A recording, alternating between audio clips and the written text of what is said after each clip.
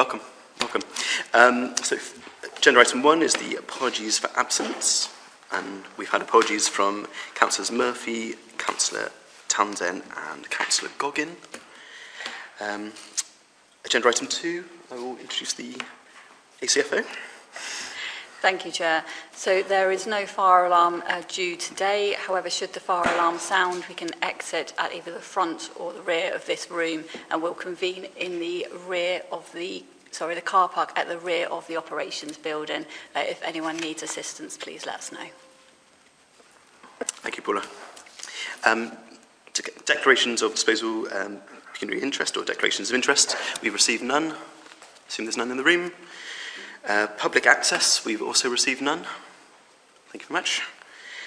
Chair's business, so welcome everyone to this meeting of the Policy and Resources Committee taking place at headquarters in Portishead. We're also recording this meeting for the public to view on the Fire Authority YouTube channel. I'll be sitting in for Councillor Paul Goggin, our chair, who has unfortunately can't join us today. This would have been Paul's last meeting of PRC, so I'd like to state on record his thanks, my thanks to him for being such a supportive chair, to me as a vice chair, also the collegiate manner he chairs PRC and the Avon Fire Authority. I'd like to propose a brief round of applause for Paul as well, in his absence.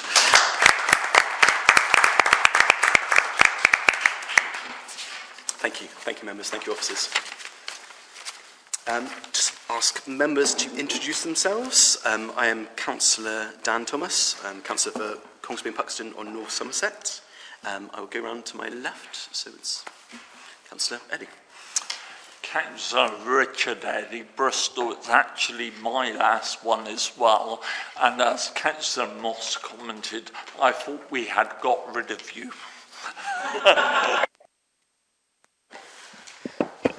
Cam Hayward, Councillor for Knoll in Bristol. Me, yes. Councillor Robin Moss, Bath and North East Somerset. I'm glad to be in a meeting with Richard today. Good morning, I'm Robert Payne, Councillor for Western-super-Mare Central on North Somerset Council. Thank you members, and can I also ask the officers to introduce themselves, starting on my left as well, please. Good morning, Zoe Coombs, Clerk and Monitoring Officer to the Authority. Good morning, members and colleagues. Richard Welch, Assistant Chief Fire Officer. Good morning, Emma Bowen, Democratic Services. Good morning, I'm Ian Potter, I'm the Continuous Improvement Manager. Morning, Tanya Nathan, Head of Procurement. Good morning, Patrick Hollins, Head of Estates. Good morning, Alison Short, Head of People Services. Morning, Louisa Roger, Culture Change Implementation Lead. Good morning members, good morning officers, Matt Cook, Chief Fire Officer. Good morning, I'm Verity Trescott, Statutory Finance Officer. Good morning all, Paula Lyons, Assistant Chief Fire Officer, Portfolio. Thank you officers, thank you members. Richard, I should have also mentioned you. You've been a steadfast member of PRC and of the Fire Authority. It's been a pleasure to serve you. Thank you very much. Can I remind all members and officers to use their microphones when speaking. It's important to also turn them off when we finish speaking. It's important that microphones are turned on when speaking to ensure that all discussion is captured for the recording of the meeting. Sure, absolutely fine. And can I remind members that any voting is carried out by a show of hands, and it's any votes against, any abstentions and votes for. Thank you very much. Moving on to the minutes. If possible, I'd like to approve the confidential minutes at the same time, unless any members have any issues with that. Great. Can I move approval and seek a seconder? Councillor Payne, thank you very much. Thank you. All members, in agreement? Bruce? Thank you very much. We'll sign off the minutes.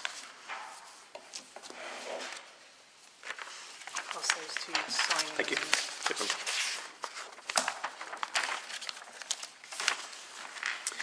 Moving on, agenda item 7. Verity. Thank you, Chair. Yeah, so this is Paper 7, starting on page 21 of your bundles, and it brings to you the Treasury Management Practices. SIPFA publishes a Treasury Management code, and we are required to have regard to the guidance within that code, and part of that code says that we should maintain Treasury Management practices, and they set out the manner in which we seek to achieve our Treasury Management policies and our strategy. These Treasury Management practices came to the full authority for approval back in February 2024, at which point the kind of subsequent monitoring and review of those policies was delegated to my role as Statutory Finance Officer. These practices have now been reviewed during 25-26 financial year, and they are brought to the Policy and Resources Committee for scrutiny. So under the Treasury Management Code, they can be reviewed and monitored by myself, but they need a level of scrutiny. It doesn't have to be full fire authority. If I move on to the background section at the top of page 22, and just highlight really there are 5 components or elements that SIPFA and the Treasury Management Code recommend that we should have in place.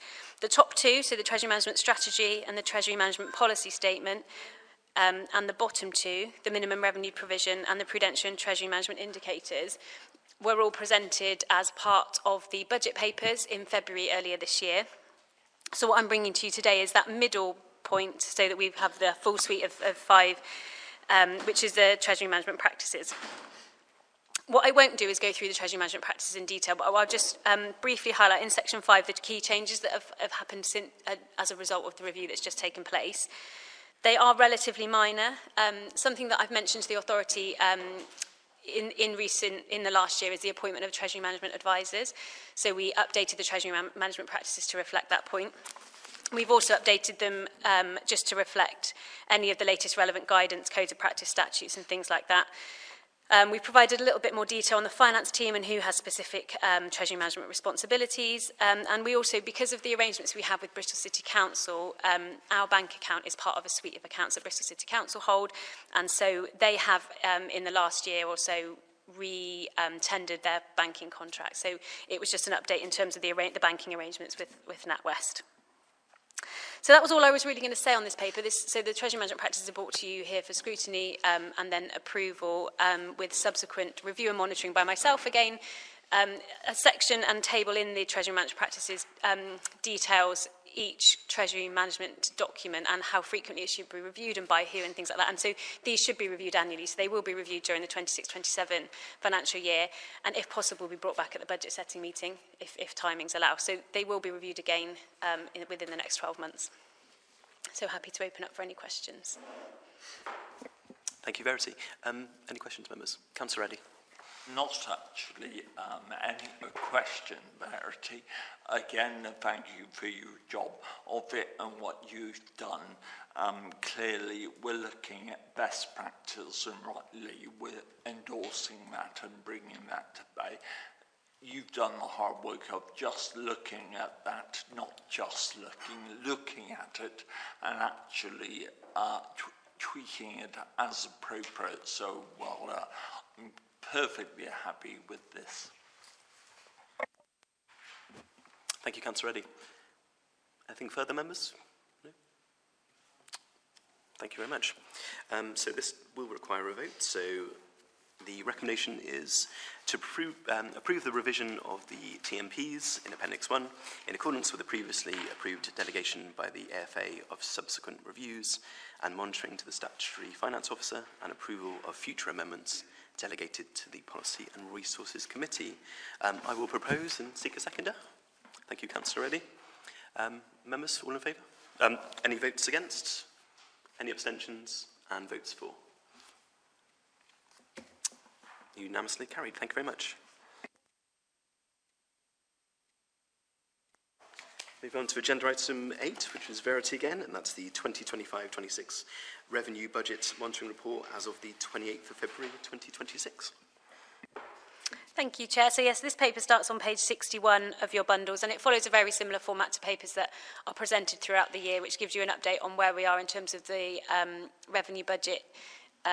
This time we're looking at the first 11 months of the financial year and then the expected outturn for the full financial year based on that information. I will just talk through high level some of the kind of, overall the position hasn't changed significantly since the last time we presented this to you back in January, but I will just highlight a couple of the kind of key changes or where we've seen things move. At the top of page 62, it just, paragraph 4.1 confirms that at the moment, this forecast is suggesting an underspend of around £160,000 for the year ended March 2026. Obviously that the financial year has now ended, we're in April. And so the finance team are working on those final numbers at this point in time. Moving on to section 5, income. We previously kind of forecast an under recovery on some of the central government income just because of rates reconciliation.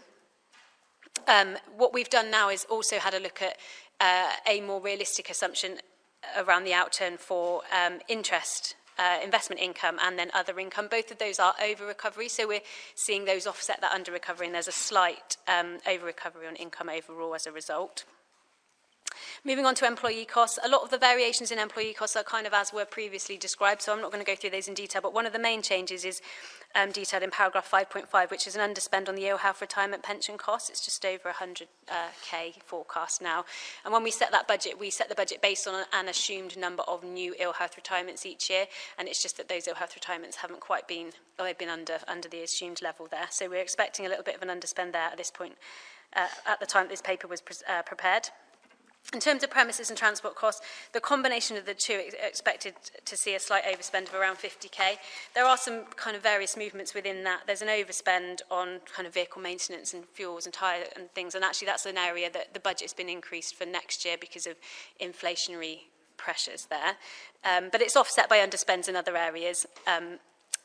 The other key point to highlight is in paragraph 5.7, that these figures don't reflect a potential adjustment to the year-end stock value. So stock is something that we hold on the balance sheet, and generally we hold, we have stock already on the system, but what we've looked at this year is including some additional items in stock that we think should be included in stock, and it's things that we have in the fleet stores and things like that. So what will happen is that if that stock is brought onto the balance sheet, it will create a benefit in the revenue account. We haven't brought that in at this point, and we haven't assumed that benefit at this point because we didn't have the numbers, but that's something that we're looking at for year end. So it may make the year end underspend position look slightly different depending on what those numbers are. Supplies and services, there are some quite big movements in there, the biggest one really being in the IT line, and that's to do with the partly to do with the milestones and the timing of those milestones for the immobilisation contract. Some of those milestones have shifted to the right, so we've got less spend forecast for the full year for 25-26 on those, but they are just rephased and will be seen in later years. And I think there's also some credit notes in there as well, which have created underspends in the IT. The final bit I wanted to just mention was in other costs, so paragraph 5.9. It shows an overspend, but it's because what we've done is we had a £505,000 savings target, which members have received updates on throughout the year in terms of our efficiencies and savings plans. What we've done is removed that line and seen those savings come through in various other lines across the revenue budget. So those savings have kind of effectively been realised in other areas of the budget. And what we've also done is brought capital financing costs down because we haven't borrowed any or taken on any new borrowing during 25-26. There was an assumption that there'd be some additional capital financing costs to service that new borrowing, which hasn't happened. So those costs have been adjusted down as well. I think that's all I wanted to say, but happy to take any questions. Thank you, Verity. Just before we move on to the questions, can I just ask the members who joined us late due to the traffic chaos to introduce themselves, starting on my left? Yeah, Councillor Ron Hardy from Emerson's Green, South Gloucester. Councillor Tom Menard, Hallfield Ward, Bristol. Councillor Raj Sood from South Gloucestershire, representing French and Downland.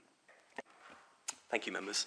Can I also mention the related code of practice, related party transactions forms that we all have to complete, who hasn't completed, to complete before the end of this meeting as well. But thank you, members.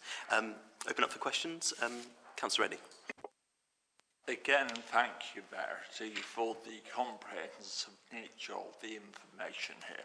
The issue, the non-inflationary cost pressure, which I'd just like to ask a question about, is obviously we've seen both the prices of petrol and diesel rocket due to the Middle Eastern situation. How is it directly affecting us, the budget at present? And also, I'm not quite sure what reserves or supplies do we have? I'll probably jump in there. We were very proactive around this, and when the conflict first started, we... Sorry. I'm just conscious that we may be going into something that should arguably be exempt, because it would be exempt under a similar Data Protection Freedom of Information Act request when talking about the supplies that the authority and the service holds in terms of fuel. So I don't know whether we want to either discuss that question as a part of the exempt meeting in due course that an answer can be given, or whether we want to adapt the answer or change the question. Well, I'm happy to be reassured, should we say, that stocks are... Councillor, I can reassure you we're in a comfortable position. Good. And what about the impact on the budget? So at the moment, we haven't... So we've set 26-27 budget, and we haven't then revised that for any potential increases because of fuel costs, but it's something we'll look at throughout the year. It might be that we have to do environment or just see an overspend, but something that we'll be knowingly expecting. It will also depend on how those fuel costs vary throughout the year, so that's something that we'll work closely with the fleet department to make sure. And I think you also asked about reserves and things, and we don't have any reserve positions here today, but we do, and I will bring a reserve update to the AGM in, I think it's at the beginning of July. Our reserves generally are a lot lower than they have been in the past. We haven't got a specific reserve for something like fuel, but what we do prior to that meeting is have a review as a leadership board around the reserves based on the 25-26 outturn and whether there's anything we can add to reserves there and what are our current priorities. So we look at potentially reallocating reserves and looking where do we think we need reserves. So it might be something that we consider as part of that, but we don't at the moment have anything specifically for fuel, and we don't have a vast level of reserves anymore. Thank you, Councillor. Councillor Moss. Thank you. My question was similar to Richard's, and probably unfairly verity to when you're looking at monitoring for last year to be talking about the current. I was more aware that it's the first week in July is our next meeting, and I think the technical term is Trumpflation, isn't it, for potential impact. Is it possible to have some kind of briefing note for members in the interim, just to outline what potential impacts there are because of the world situation, and fuel is only a part of it, but also to see if there's any government response to statutory agencies like ourselves. Just a long time through to the beginning of July. Yeah, absolutely. It's something we can look at. And as you say, I mean, one of the things that's on my mind as well is the cost of interest rates and how that impacts, because we know that borrowing, the costs in 26-27 aren't as big as they do get, because our borrowing is obviously growing to fund the capital programme over the next few years. But that's something on my mind to look at the impact of that, because we have managed to delay borrowing, but I'm wondering if actually the benefit from the delay is going to be offset by the fact that interest rates are higher when we do take out those loans. So absolutely, I think we can look at making sure we provide something before July. I think Verity has many skills, but the ability to second guess or crystal ball gaze Trump's policy announcements may be beyond that.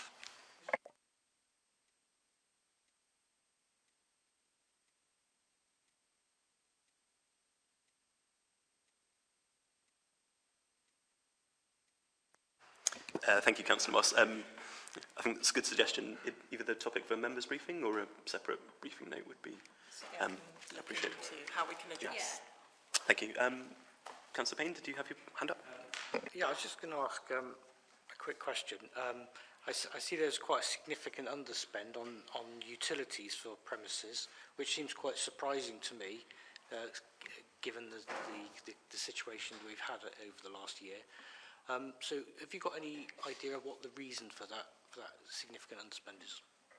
I think it's to do with the prior year. I'm looking at Patrick and seeing. I think in the prior year we accrued an amount. So when we get to year end, we haven't always received all of the invoices and charges for that year. So we make an assumption on what those costs are going to be, and we make an accrual for it. And I think when we came to the end of 24-25, we over accrued, and then the invoices came in and they were slightly lower. So then you release the accrual and you get a benefit in the following year. It's kind of just the accounting treatment for it, but it's around I think it's the benefit we saw from the prior year assumption rather than the costs in the current year. Thank you, Verity. Looks like we are finished with questions for that agenda item. That item was for scrutiny. Thank you for your scrutiny, members. I will read the recommendation, which is to review the actual spend and full-year forecast spending position against the 2025-26 revenue budget shown in Appendix 1, which we have done. Thank you very much. Moving on. So, yes. Yep. So we're now on to the capital. Yes. Agenda item 9, which is the capital programme update as of the 28th of February 2026, to include the balance sheet and quarterly update on the prudential treasury management indicators, which is Verity again. Thank you. And you'll be pleased this is my last paper now, last bit on finance. So yes, paper 9 starting on page 67 of your bundles, in the same way that the revenue forecast was looking at the first 11 months of the year in terms of actuals and then an expected outturn for the full 12 months. We're looking at a similar thing here for the capital programme. There are 3 appendices to this paper. It follows a similar format to previously, so we've got an appendix that gives an expected outturn for the full year in terms of capital spend and the funding associated with that. We've got a summary balance sheet in Appendix 2, and then we've got an updated review of prudential and treasury management indicators in Appendix 3. So if I move on to Section 4 and the financial implications, there's a couple of bits that I just wanted to pick out there. Firstly is that the expected outturn for the current, or the financial year that's just ended, so for 25-26, is a lot lower than we originally budgeted for. That isn't an overall underspend against the programme, it's all about rephasing. So that rephase has been assumed as part of the most recent budget setting process. And the other thing I just wanted to point out is in paragraph 4.2 in terms of the funding. So we have received some additional funding from MHCLG. It was received in March. It was received after the end of February. We received it towards the end of March, which is a transformational capital grant. And we are using that to put towards some of the Bath spend. So when you look at Appendix 1, you can see there's an additional line there in terms of funding. What it's meant is that we've used less of our existing capital reserve, and we've been able to use some of the new funding to offset the Bath spend. So it has just meant that it's assisted us in delaying the borrowing. If I just move on to Section 5, and I'll just pull out a couple of the key points in terms of movements we've seen. So premises is obviously our largest area of the capital programme. We have big forecast spends in there for the Bath redevelopment and also for the Western project. As we have mentioned previously, the Western project has been kind of reviewed and delayed while other bits of information are being gathered. So there's been no spend or very little spend against that project. So there's rephasing because of that, and also just around the Bath redevelopment project because of delays in planning and other things. There's been quite a shift in terms of the spend profile for the Bath project, and so not as much has been spent this year as we originally expected. So there's quite a big rephasing on the premises, which is outlined in paragraphs 5.1, 5.2. Actually, there are a couple of corrections I wanted to make for the minutes in this section. Paragraph 5.2, it mentions 0.5k against the Western project right at the beginning, right at the bottom of the page. It should say 0.5 million. And at the top of page 69, it should say 1.9 million rather than 1.9k. So just a couple of corrections for the minutes there as well. Fleet element of the capital programme, again, the spend has been lower than expected. Most of the spend this year has been on the major rescue tender, but there are still milestones outstanding for that, and just because of delays in the procurement process, they are expected to happen next year, along with the vehicle for the new hovercraft. We are looking as well at kind of the purchase and replacement of general appliances, and so that has been pushed. That's part of the reason there's been delay, is just general appliance replacements have been delayed when compared to the original expected programme phasing. The other elements of the programme are relatively small, so I won't go into those in detail, and I'll move on to the bottom of page 69 in the balance sheet reporting. we bring to you a summary balance sheet. It's part of SIP for best practice. It's a summary balance sheet, so it's not every single item in the balance sheet. It kind of brings to you the items that are most likely to move or most likely to be demonstrate where there might be risk and things. This hasn't changed significantly from previously, and there are some comments in Appendix 2 which talk through the variances since March 25 to February 26. That will become more and more relevant as we take on additional borrowing. So you can see there the level of borrowing is still 7 million in that appendix because we haven't taken on any new borrowing yet. But as that borrowing increases, that's where we'll start to see the risk, and it's important for us to look at those elements and bring those elements to you for scrutiny. The final part of this paper is on the Prudential and Treasury Management Indicator update. The first few paragraphs of this section just talk about the SIPFA requirement to look at this. So I am expected to ensure that I monitor these at least quarterly, and we bring those updates to you, which is what we do as part of this paper. They are presented, so the updated figures are presented for you in Appendix 3. What I haven't made clear in the wording here, so I just wanted to make extra clear now for the minutes and for you in the room, is that I'm not asking for any of these to be reapproved. We're not approving new indicators. This is here to ensure that we aren't expecting any breaches, and I, again, didn't make it particularly clear in the wording, but we're not expecting any breaches, and we're not asking for these to be reapproved. It is just a way of monitoring and checking that we're on track, and we're not going to breach. And the indicators are set to ensure that we check ourselves and make sure that everything we do from a treasury management perspective is sustainable and affordable and prudent, and it's just making sure that we're doing that. All of these, paragraph 5.15 talks through each of the indicators and the changes that have been seen since, compared to where we set those indicators.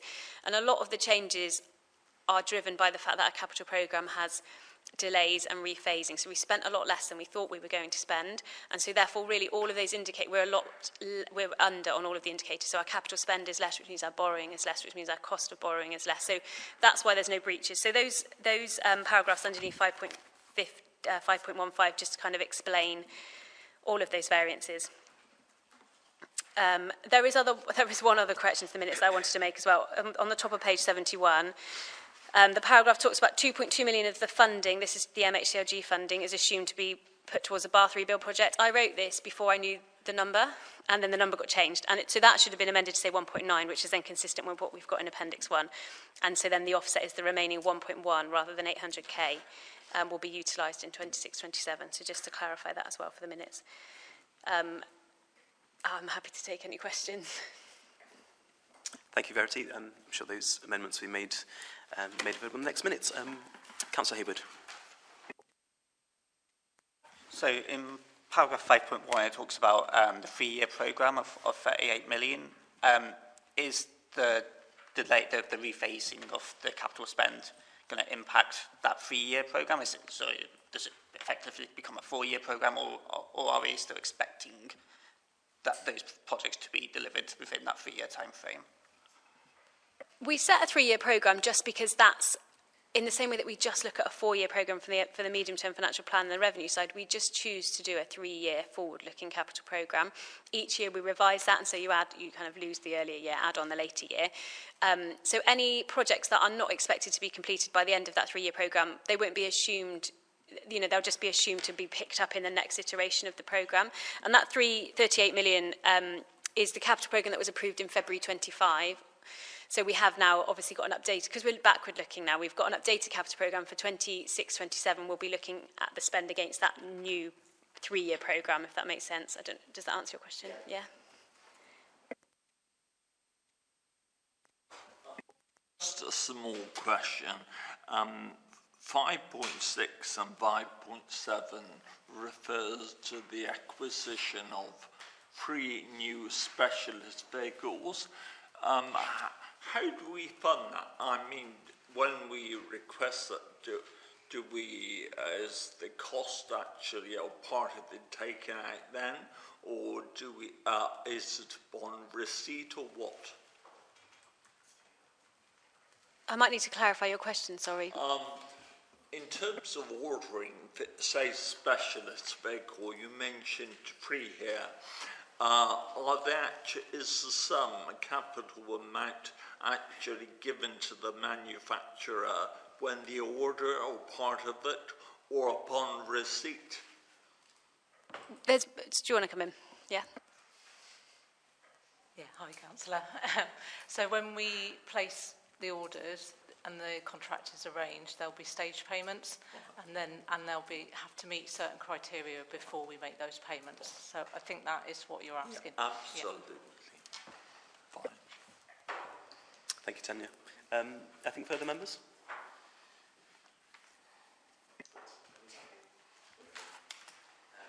This item is also scrutiny. Conditions are review 2025 proposition shown in Appendix 1 and to consider the key issues this package provided. Review the summary balance sheet to consider the commentary provided in paragraph 5.9 to 5.11. Scrutinise the updated prudential treasury management indicators presented in Appendix 3 and associated commentary provided in this report, which we have done. Thank you very much. So move on to agenda item 10, which is the agreed water procurement forward plan, 250,000 to a snapshot date of 14th of April 2026. Okay, thank you. So this is your usual forward-looking plan of potential procurement activities with a value of over 250,000. The items in yellow are likely to come to this meeting for approval once we're as a business case, in the form of a business case. As I've caveated before, a lot of my forward thinking is exactly that, forward thinking, and there's a lot of internal processes that make sure, is it the right thing, do we need it, etc., and how much before it comes to you. But that's what it's looking like at the moment. Happy to receive any questions? Just before we do receive any questions, I'd just like to introduce the ACFO. Thank you, Chair. So, officers and members, some of you may be aware, this is also Tanya's last PRC meeting with us. Tanya is moving to pastures new, and we just really want to formally say thank you, Tanya, for all your hard work, both in Avon Farm Rescue Service and this committee, and formally put on record our thanks to you, and we wish you well in your next chapter, and you will be missed. So thank you so much. Very kind.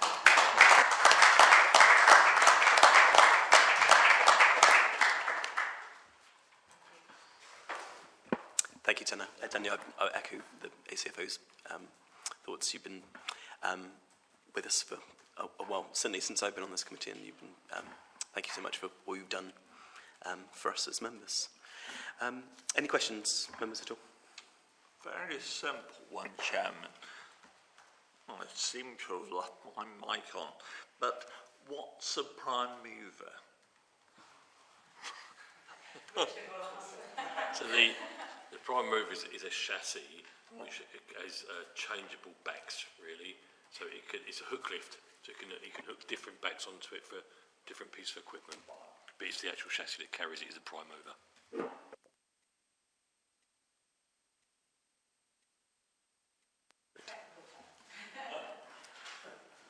Wonderful. Thank you, members. That was also for scrutiny, so we will move on. And thank you, Tanya.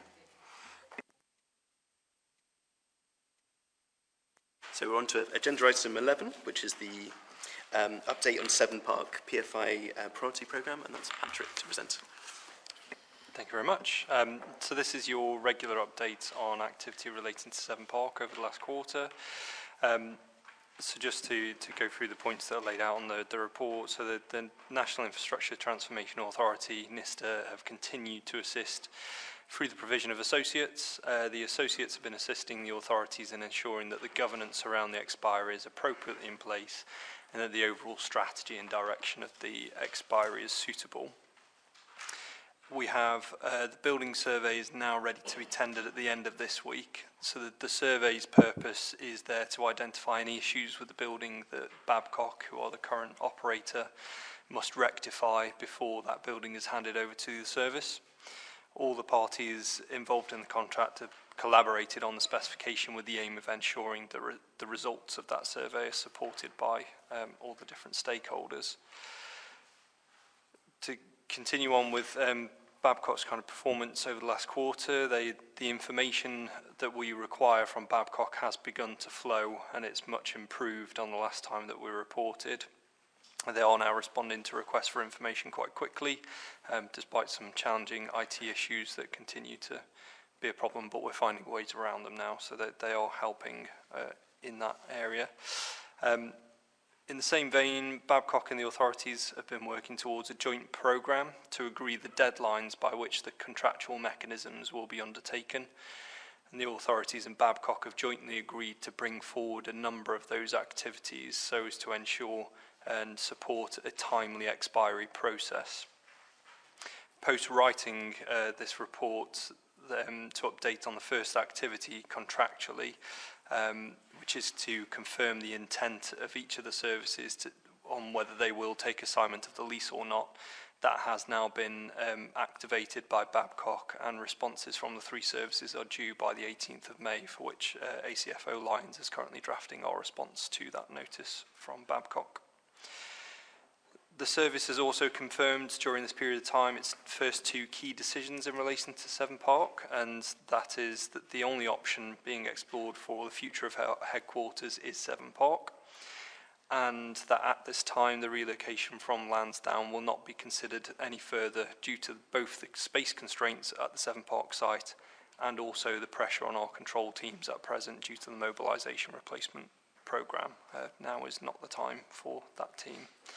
That is, in brief, the summary of what's contained within the report. I'm happy to take any questions. Thank you, Patrick. Any questions, members, on this item?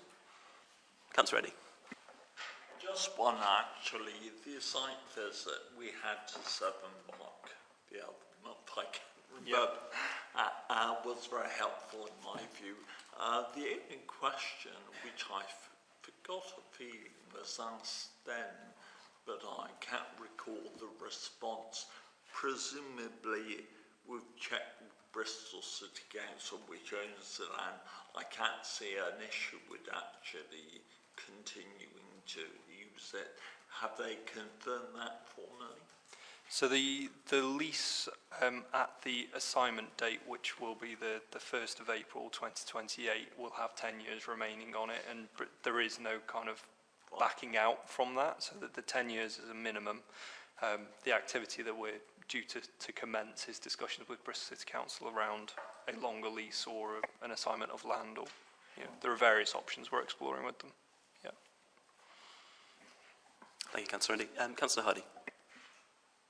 Yeah, thanks. With regard to Lansdowne and the activities that are carried on up there, that's the control centre and the training centre up there.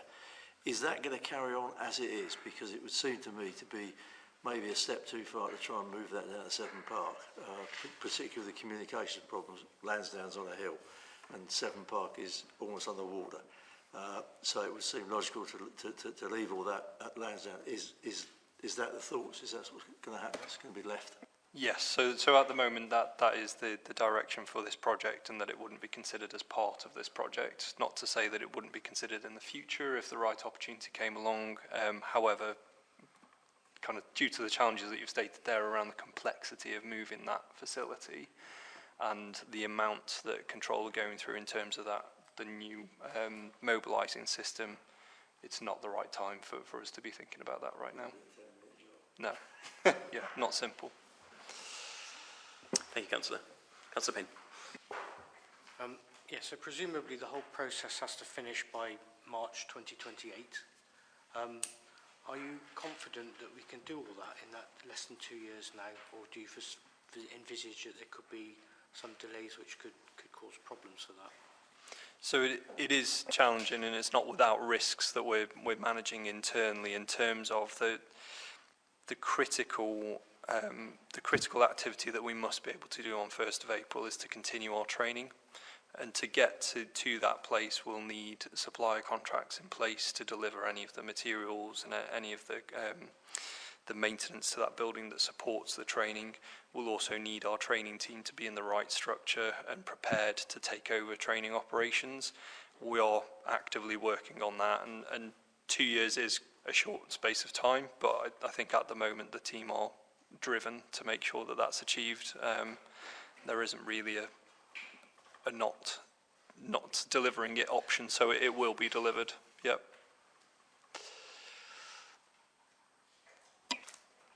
ACFO. Thank you, Chair. Thank you, Councillor. It's just to try and give you some reassurance. As Patrick has said, we recognise that the training element is a huge part of this and a very large piece of work. So we have working groups underneath our steering group, and one of those is dedicated to the training element. So they have clear plans in place and timelines to work to, and that work has already started. We're working very closely with Seven Park and the director there also, so just to give you some reassurance, and we can continue to bring updates to this forum as well on that particular aspect. Thank you very much. Looks like we're done with that item, members, so we are asked to scrutinise and note the contents of the report and make recommendations or suggestions to support the priority programme. Thank you, Patrick. Moving on to agenda item 12, which is continuous improvements, and that's with Ian Potter to present. Thank you, Chair. So this is the regular but final update on the Rang 3 inspection report progress ahead of the publication of our next full inspection report, which we are anticipating will be with us sometime around the end of June. Just by way of a brief reminder from that inspection round, HMI CFRS made 20 recommendations across the causes of concern and 31 areas for improvement. So far, they've closed 13 of the recommendations and moved a further recommendation to an area for improvement, and all of the remaining open recommendations will have been considered as part of the recent inspection activity. In terms of those that are open, one of them sits in the prevention space, and this mainly relates to resourcing, both in terms of the core prevention team itself and also the whole time activity that's spent on prevention work. There's, you may already be aware that there's been some work done to look at the productivity and activity across whole time stations. The process of collecting that data is being digitalised to make that more efficient, and the data that's being collected is undergoing some assurance work to make sure that it's accurate. But that's enabled us to understand better where the time is being spent and where it can best be allocated. There's been some increase in the home fire safety visits that have been undertaken by whole-time crews in 2025-26, quite a significant uplift there at 74%. There was also a service delivery memo that was issued to operational managers and crews back in the autumn around post-incident activity expectations, and there's been an increase in both post-incident activity and also post-incident home fire safety visits as well. So some significant increases there. In terms of the core prevention team, there was a business case that was considered at the senior leadership team meeting last month for 2 additional posts for a period of 2 years. That business case was successful, and recruitment is underway for those 2 posts. Moving on to the values and culture cause of concern. As reported in previous meetings, there's a lot of work that's been undertaken there already.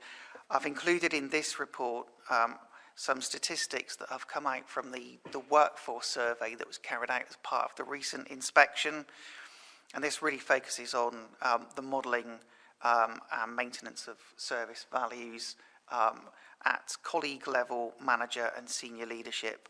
And you can see there that the percentages of people that agreed with those statements is really quite high. And we had 322 respondents to that survey, which is about 35% of our workforce. So it's quite a significant number of responses to that. I'll see a positive set of results, but the service continues to focus on our people, culture and leadership programme and the 2026-27 action plan that's recently been launched.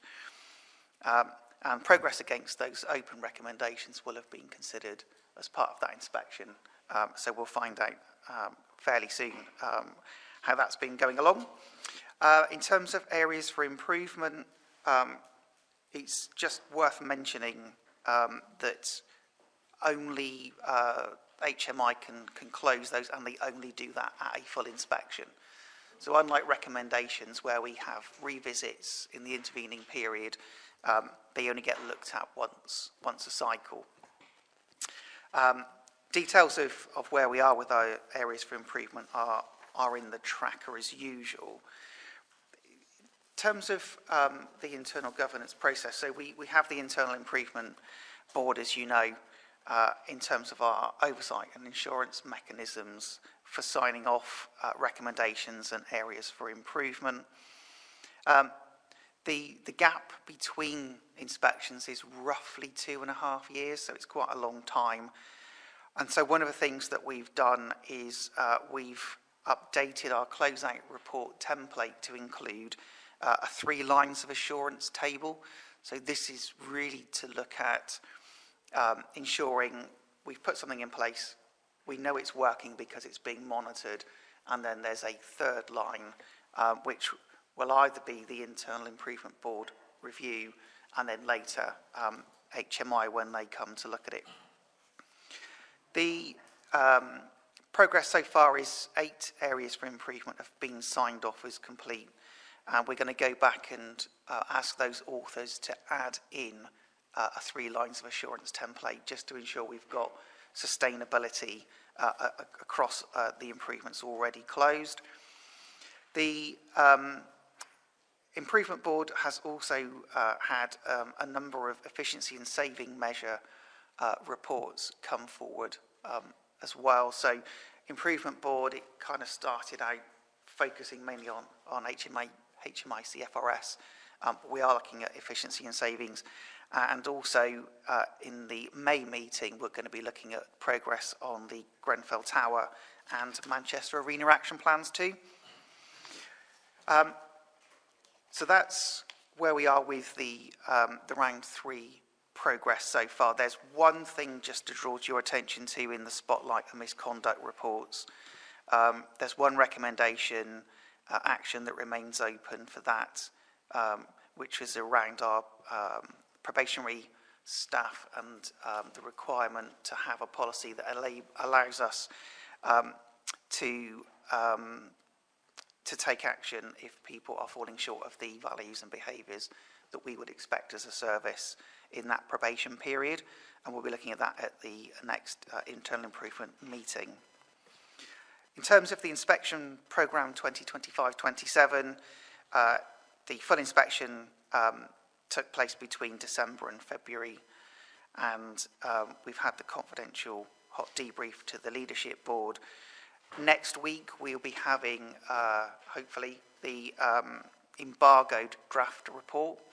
So that's sent to us for accuracy checking. So it doesn't give us the ability to comment on any of the judgments or any of the sort of information beyond if there is something that is factually inaccurate. So we'll do our response to that, and then the full report will be published, we think, towards the end of June. We have, as you'll be aware, we are in enhanced monitoring at the moment in Engage, and the latest fire performance and oversight group meeting took place at the end of last month, where the Chief Fire Officer, Assistant Chief Fire Officer, Gazard, Paul Goggin and myself attended that meeting. Those discussions are confidential, but I can say that you know, it felt a very positive meeting. The decision was taken to keep us in Engage for the time being. Obviously, we've got that report that's just about to be published, so I think it makes sense anyway to remain until we get the outcome of that. And then there's another FPOG meeting planned. At the moment, it's for mid-June. It may potentially move, as it sometimes does, but obviously we'll give an update on that next time. That's the end of my update. Happy to take any questions. Thank you, Ian. Councillor Hayward. Yeah, Ian, very comprehensive as usual. I've got two questions. Firstly, can I hone in just on the 2 prevention staff recruitment cases, and just wanted to know exactly where we are with the recruitment. I mean, many of us will have been involved with senior officer interviews where we know even when you make a job offer, it could be 3 months before they're able to join us. Potentially, I hope it's less in this case. And also, presumably we are seeking to receive external applicants. I mean, is it possible an internal person could apply for the post? I don't know exactly where we are with recruitment, if I'm honest, unless anyone else in the room knows. I'll certainly get some information on that, and it can go in the minutes.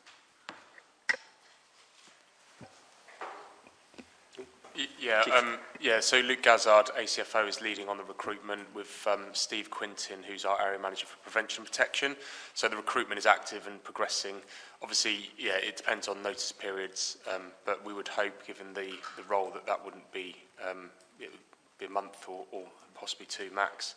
So the aim is to bring those additional resources into service as quickly as possible, because the focus will be on increasing our delivery of home fire safety visits and prevention activity within our local communities.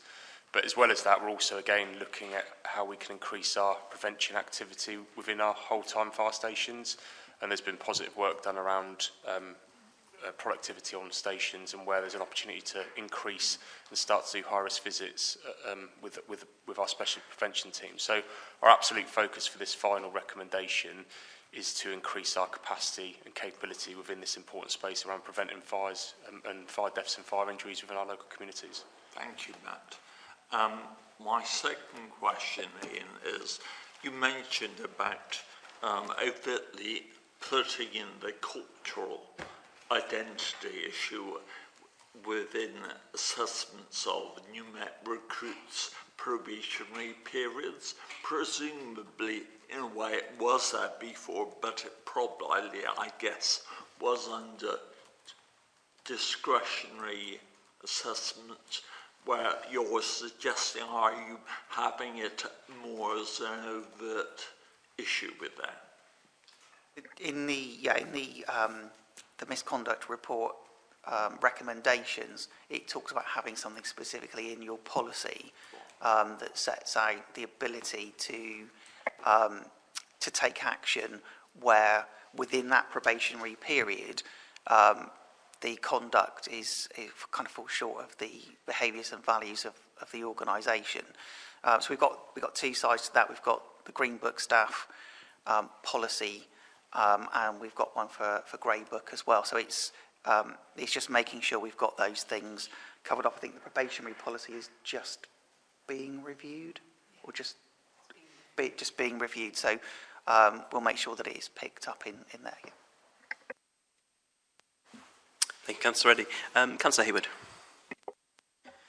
So for paragraphs 5.9 to 5.11 regarding the workforce survey about service values, is this a survey that's been done before, so we can see how the results vary over time?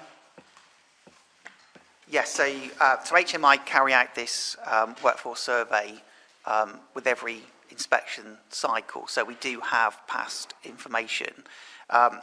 The take-up in terms of the number of responses last time around was relatively low, but we do have that information over time, so it would be possible to put a kind of a timeline together if that would be helpful. I'd be happy to do that. Yeah, I mean, I'm not expecting you to be able to record a values right now, but is the trend upwards? Or? I think it's about the same as last time, but with a much higher number of responses. So it's probably more. There's more weight to it potentially than there was in the previous one.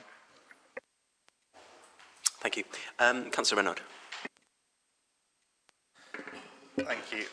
So I wanted to look at the equalities bit, so the one that's been moved back into in progress. And I think, by the way, the paragraph numbering's gone a bit off, but that's an aside. What is the level of data you've got? Because it obviously just talks generally about that it's not where it needs to be, but doesn't sort of give us an indication of where you are and where you're trying to get to, unless I missed that somewhere else, and apologies if so. Yeah, so with this, so the area for improvement really focused on the ability to capture the information, and we've done a lot of work around that. So people can now update that information for themselves. It doesn't have to go through a process. We've fairly recently launched the Firewatch app, and people can update their information through the app as well as through the desktop. So that kind of covers off the capability to do it. We have a dashboard that shows what the data looks like for each of the categories, but what we've got at the moment is quite a lot of unknowns. So we've got some equality data, we've got some where people say they prefer not to say, but for some categories we've still got quite high numbers of people where we just don't know. And so the reason that we've reopened this is we want to go beyond the initial ability to capture the information and increase, even if people are saying that they prefer not to say, at least we've got some positive data. It's a live dashboard, so it literally changes every day, or can change every day in terms of what people put in. I don't have the data. Again, if you wanted that, I could probably share the high level. But. Sorry, just to add that there's a good section of that, and what we're doing about it is covered in the next paper, specifically around the equalities data.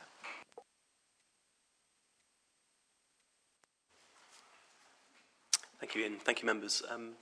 Looks like we're all done with this one. It's also for scrutiny, so we are asked to scrutinise the content of this report and make any recommendations or suggestions to support the service in continually improving, and to note the progress of the HMI 2025-27 inspection of the service, which we've done. Thank you. Agenda item 13, which is update on cultural change, and that's Louisa to present. Thank you very much. So this paper covers people, culture and leadership. So I'll be presenting it on both behalf of me and Ali, but there'll be questions that will need to be directed to Ali, some of them. So this is about what we've done in the last quarter to progress against HMI cause of concern, and this has been addressed through leadership practices, strengthening people processes, and clearer data and more engagement with staff. A lot of work in this last quarter has been setting out the development of a 2026-27 People Culture Annual Action Plan, which has set out clear outcomes and milestones, some of those indicators I'll be sharing with you today. Then the other part is about embedding the core code of ethics and the creation of the transition plan to getting there. So the People, Culture and Leadership Programme, the Annual Action Plan, is one indicator where we're able to kind of see the KPIs under the 12 priorities that we set out in the programme. So each one of those have KPIs. We really understand that that's just one indicator, and there's lots of others that we need to kind of consider around robust feedback loops. So those feedback loops are anything from the staff surveys that happen once a year to ongoing engagement with our staff, where we're able to collect that lived experience and share it within our governance and our People, Culture and Leadership Committee every quarter. So that really gives us enables us to surface risks early and gives us the assurance to keep building with confidence.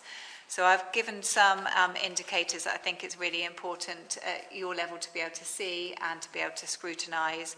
I just realised as I kind of scanned through that one that people might not be aware of, I put about the Net Promoter Score. If anybody doesn't know what a Net Promoter Score is, It's a widely used sort of satisfaction and loyalty marker. You probably get it when you're sort of buying a product. How many would you recommend this product to a friend or family? But we've kind of used that, and it's used in organisations as well in terms of how much would you recommend working here to a friend or family. So that's what that indicates. This information, it allows us to move into sort of more ethical decision making at all levels, but we do know that there's an opportunity for us to improve data and how we capture it.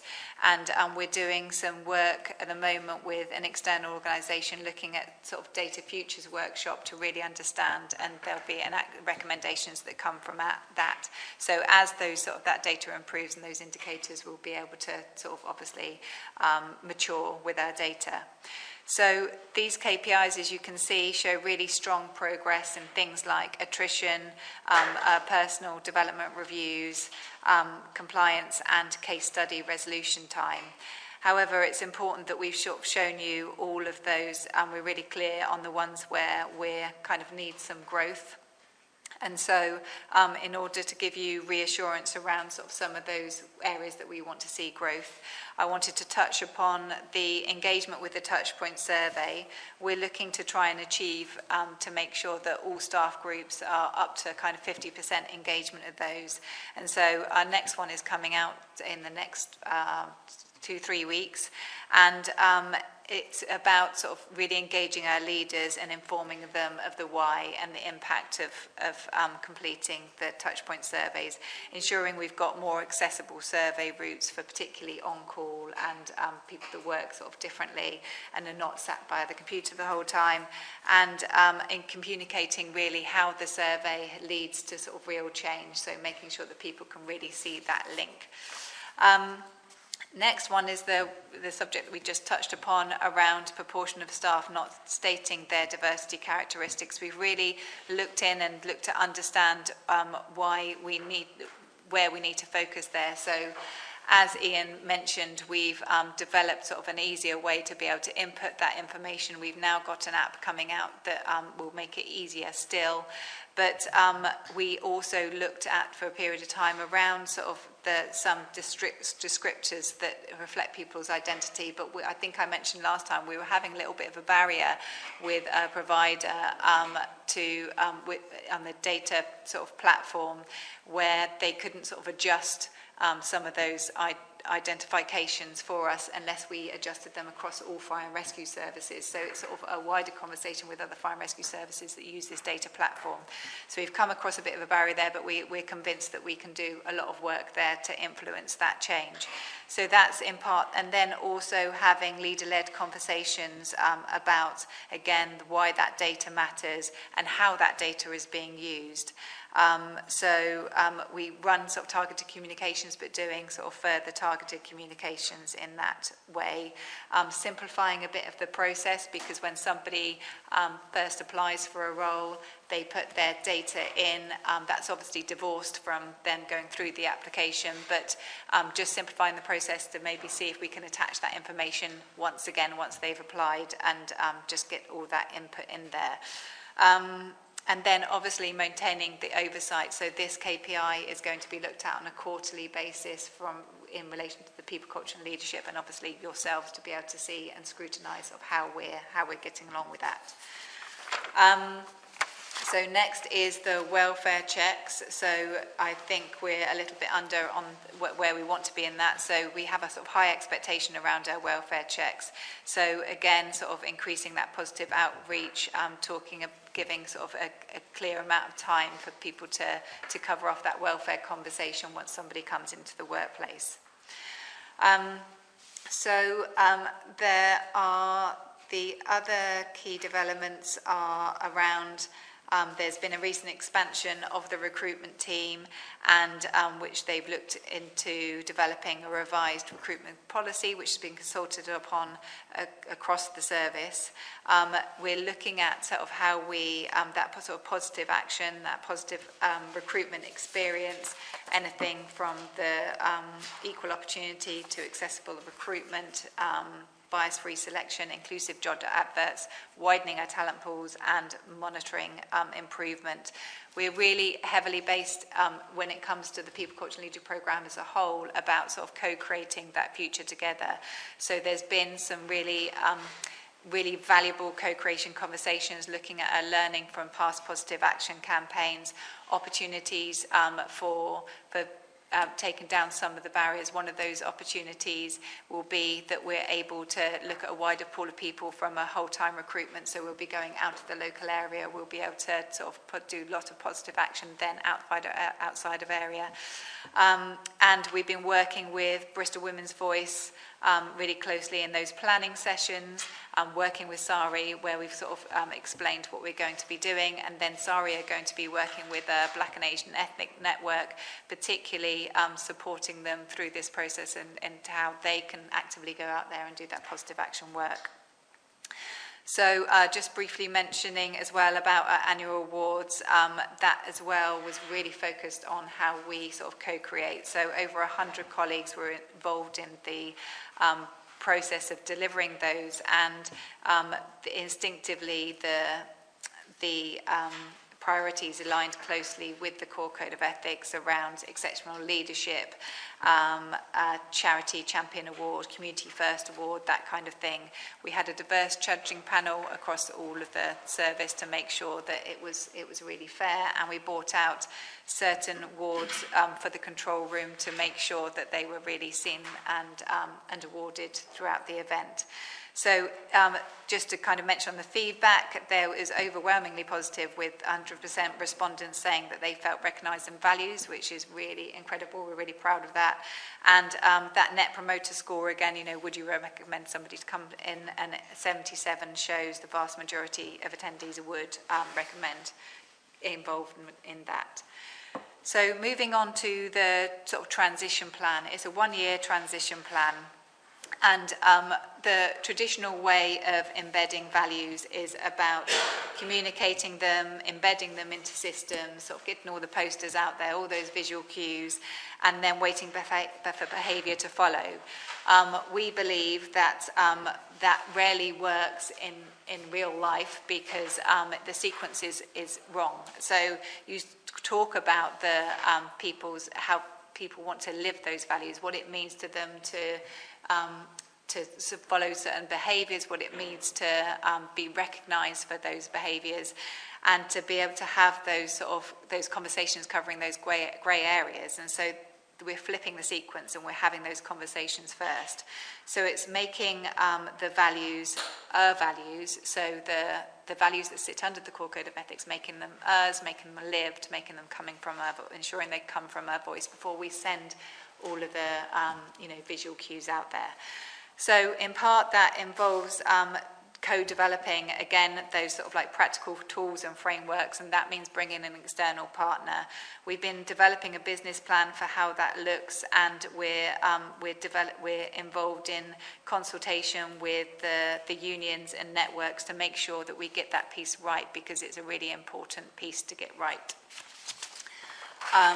And then obviously, as you can imagine, the objectives were around then people policies and leadership frameworks, processes, ensuring psychological safety, which we're able to keep an eye on with the touchpoint survey, and making sure that it's visible with those cues when we're ready to go. And ensuring it's sustainable sort of towards the end of the programme, making sure that we're measuring how sustainable it's going to be. So next steps, as I say, is we're working on that business plan, making sure that we're consulting across the service with it, and so we'll be able to come to you with more information on that. And then there's a lot of work being done at the moment around a white ribbon application, so we hope to be able to say that we've launched that next time, working really closely with Bristol Women's Voice, and within our action plans really showcasing what we're doing already and how it aligns with that core action application. Any questions? Thank you, Louisa. Councillor Reynard. Then Councillor Andy. So back to the equalities. So noting what's listed in 5.1 in terms of mitigating actions, the one that really sticks out from this is disability, which seems to be double the national average in terms of non-response. So I've just wondered what specifically on disability is going to be done, because that's quite concerning. So that could also affect how people are able to do their jobs and things like that. So I'm just really concerned that seems to be way out of kilter proportionately to the national average. And I think that's a particular area that we want to focus on, because at the moment the categorisation sort of has it asks if you're neurodiverse, and then it asks if you're dyslexic, and then it kind of asks if you're if you have a disability, but it kind of lumps it, all the neurodiversities, it just is not clear. So to be able to generally sort of reflect your identity is just, it's not enabling us to do that. And there is a real barrier when it comes, as I say, the provider that we are addressing so that we can get that right. So I think until people feel that themselves reflected in the form, then they find it quite difficult. So that is it is a challenge for us to get that right, so people feel, you know, that they can, you know, be able to see themselves and be able to. But that's one of the barriers, and then we'll be working with other external providers to kind of get advice around the right terminology that we use and the way forward with addressing that particular issue. Absolutely. Are there any fire authorities doing really well on this that we're talking to? That's something that we haven't sort of explored yet, but it's something we absolutely will. There's definite, when we kind of marry it up with other fire authorities, there is a difference. So we're just, we are. That's something that we will make sure we capture the learning on. Okay. Thank you. Thank you. Thank you both. Councillor Reddy. Welfare checks. At present, about an average of 75% across the service are completed within 5 days. Our target is 95%, but you can see it in the report. There's quite a wide variety and consistency across teams, so presumably there are teams significantly below 75%, some much higher. So could you give us an example of that, please? So I think operationally sometimes it can be difficult for that 5-day timeline deadline to be met. For example, if the line manager if somebody reports fit again at the end of a run of 4 shifts, it's going to be 4 rest days before they're even back in physically into the workplace. If their line manager is then not in or training or they're off, then you're straight into breaching that 5-day. Whereas for corporate staff, for example, you're looking at generally Monday to Friday with just a 2-day weekend before you're then back in the workplace, having access to a line manager. The messaging around it doesn't have to necessarily be your own direct line manager that conducts that welfare review with you has already been made, but we're going to step that up a little bit, I think, so that. Presumably, the policy commitment is 5 days full stop, not 5 working, allowing for people on duty. Yes, I believe so. It's 5 calendar days rather than 5 working days.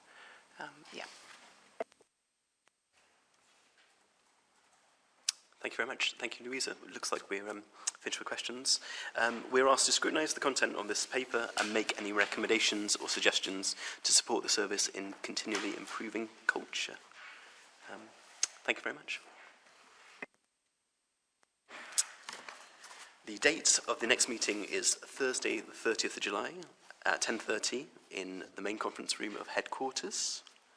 I will now read out the exclusion of the press and public statement, which is to resolve that the public be excluded from the meeting during the following items of business on the grounds that they contain exempt information pursuant to Schedule 12A, Part 1 of the Local Government Act 1972, and that in accordance with Schedule 12A, Part 2, Paragraph 10 of the Local Government Act 1972, the public interest in maintaining the exemption outweighs the public interest in declaring the information.